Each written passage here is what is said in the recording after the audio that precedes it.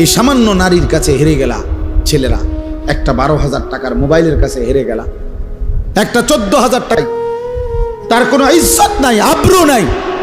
নর্তকীর আবার ইজ্জত কি, সম্মান কি?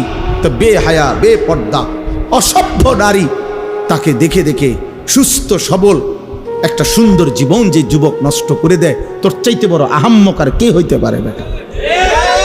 বেউকুফ, কি দেখে নষ্ট করলি নিজের?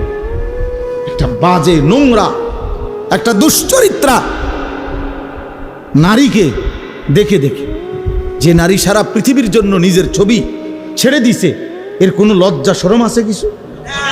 তাহলে এর চাইতে নিকৃষ্ট অসভ্য আর কেউ হইতে পারে?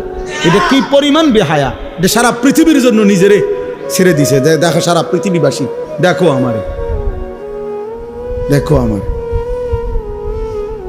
পৃথিবীতে কোনো যুগেই কোনো কালেই অসভ্যতা, বেহায়াপনা, অশ্লীলতা কোনো কালেই কারো কাছে, কোনো ধর্মাবলম্বীদের কাছেই পছন্দনীয় না, পছন্দনীয় না। আফসোসের বিষয়। এই জন্য বাপ আমার, বন্ধু আমার, আমরা প্রত্যেকেই মনের চাহিদার বিরোধিতা করে আল্লাহর কোরআন এবং রাসূলের সুন্নাহ মতো চললে আমাদের আখিরাত নিশ্চিত।